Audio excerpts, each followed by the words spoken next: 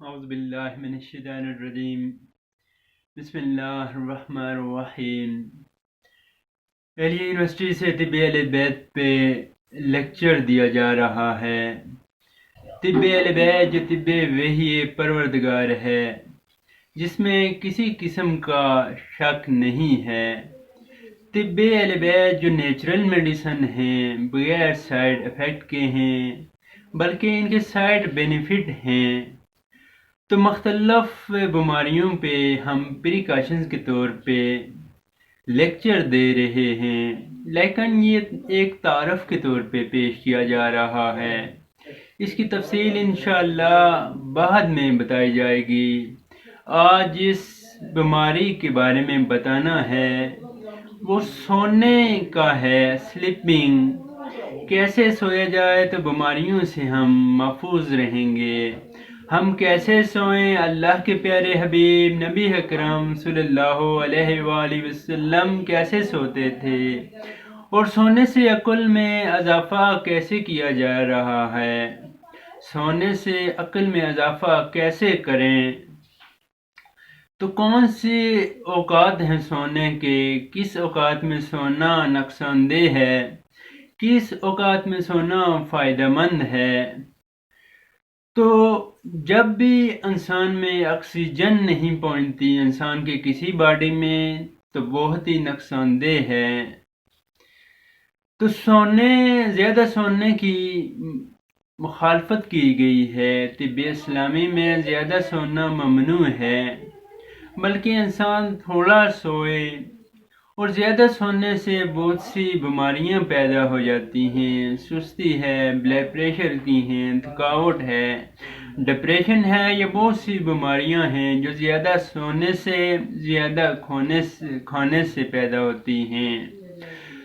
تو زیادہ انسان کس وجہ سے سوتا ہے؟ تو اللہ کے پیارے نبی اکرم صلی اللہ علیہ وآلہ وسلم فرماتے ہیں کہ جب بھی انسان زیادہ سوتا ہے تو وہ پورا دن زیادہ جھوٹ بولتا ہے، تو جس کی وجہ سے وہ زیادہ سوتا ہے، یا پھر شیطان اس کی آنکھوں میں سرما ڈال لیتا ہے، اس کی وجہ سے بھی وہ زیادہ سوتا ہے۔ پھر تکبر ہے، جب انسان تکبر کرتا ہے تو زیادہ سوتا ہے۔ اس کے علاوہ جو لذت حرام سے کسی عورت یا مرد کو دیکھتا ہے تو شیطان اس کی آنکھ میں سرما ڈال لیتا ہے، یہ شیطان کا سرما ہے، تو پھر بھی وہ زیادہ سوتا ہے۔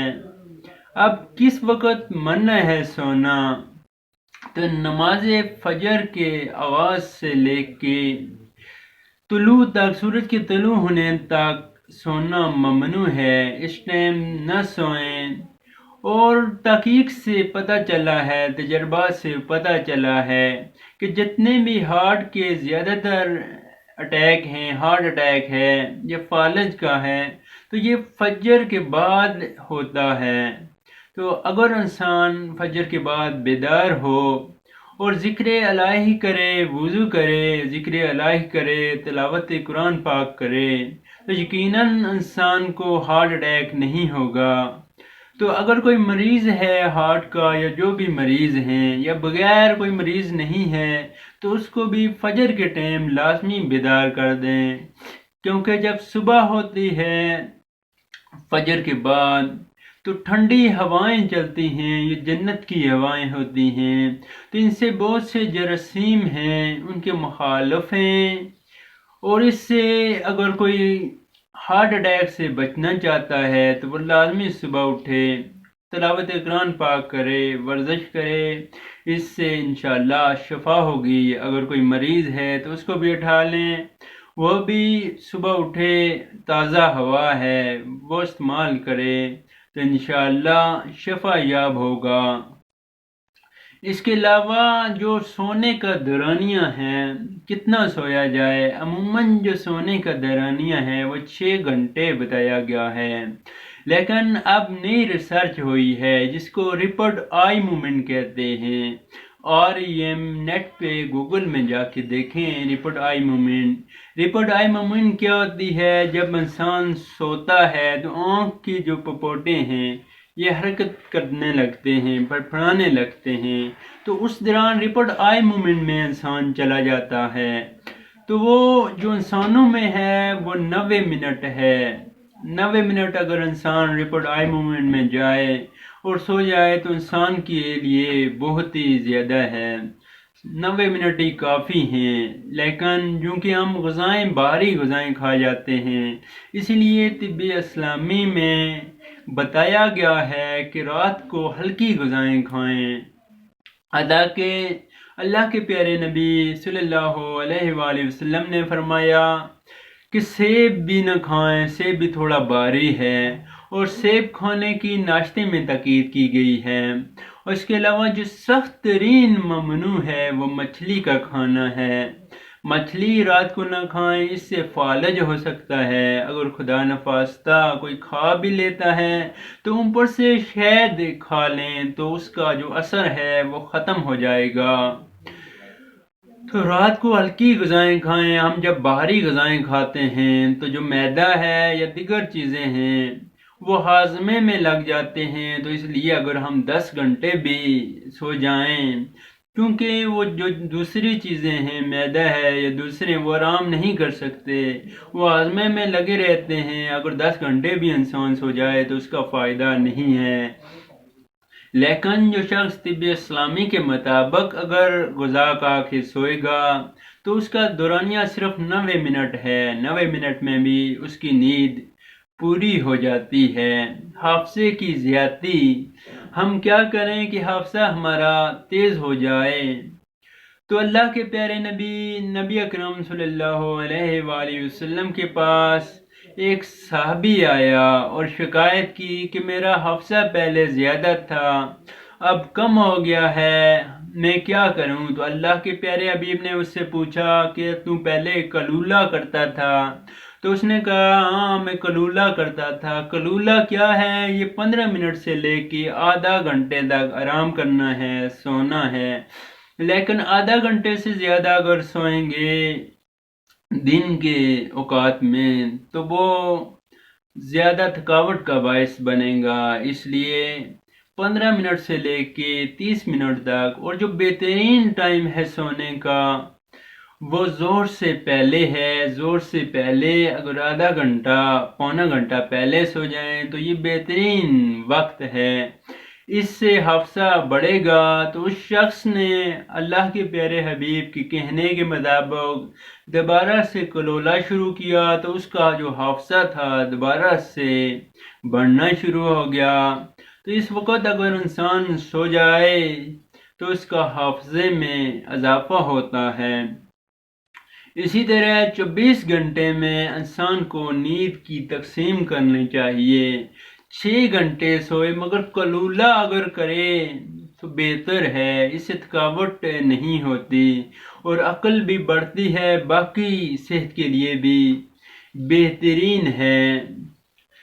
تو عقل کی کمی، زور کے سونے سے زور کے بعد سونا عقل کی کمی کا سبب ہے، اور جو سخت ترین ممنوع ہے وہ سورج نکلتے وقت اور سورج ڈوبتے وقت انسان کو نہیں سونا چاہیے، اس میں سخت ممنوع ہے۔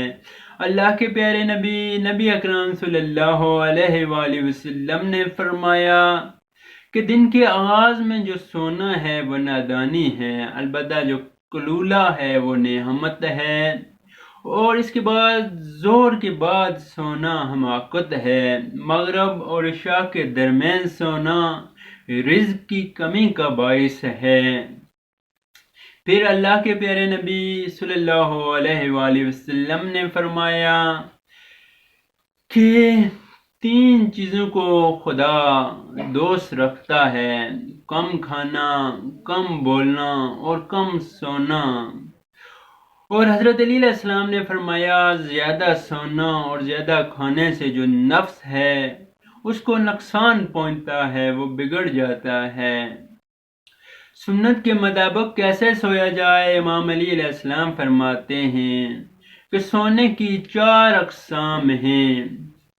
پشت کے بل انبیاء علیہ السلام سوتے ہیں، کیونکہ وحی کے ذریعے، وحی کے لیے ان کی جو آنکھیں ہیں وہ بیدار رہتی ہیں، اور جو مومن ہیں وہ دائیں پہلو کے بل سوتے ہیں، اور جو بادشاہ یا بادشاہ کی اولادیں ہیں وہ بائیں پہلو کے بل سوتے ہیں، کیونکہ ان کو ہاضمے کا مسئلہ ہوتا ہے، اور جو شیطان ہے یا شیطان کے جو چیلے ہیں وہ پیٹ کے بل سوتے ہیں۔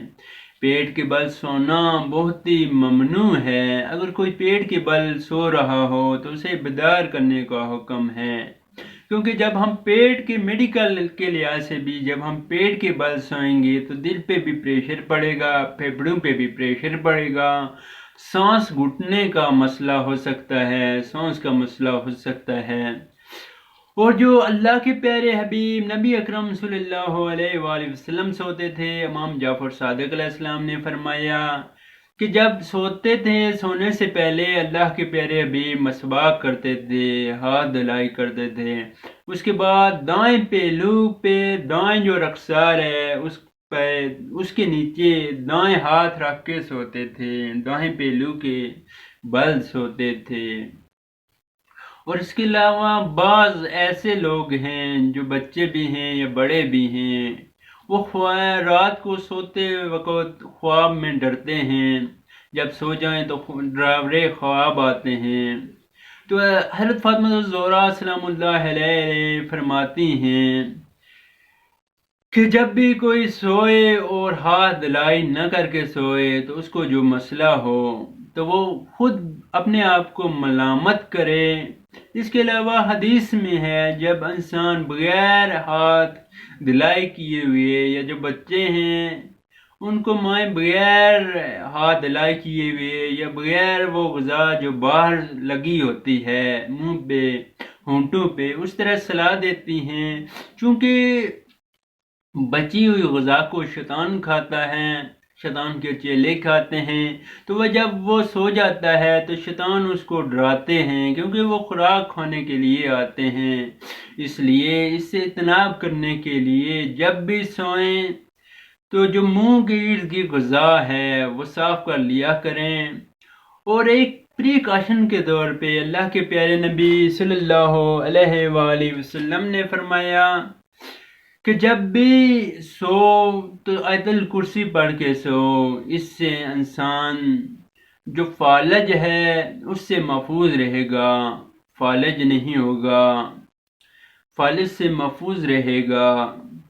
اسی طرح امام علی رضا علیہ السلام نے فرمایا کہ اکیلا سونا ممنوع ہے، ایک کمرے میں ایک ہی بندہ سوئے تو وہ سخت ترین ممنوع ہے۔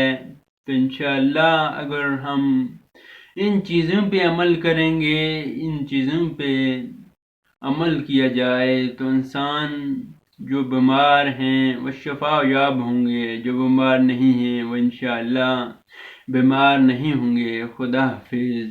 التماس دعا۔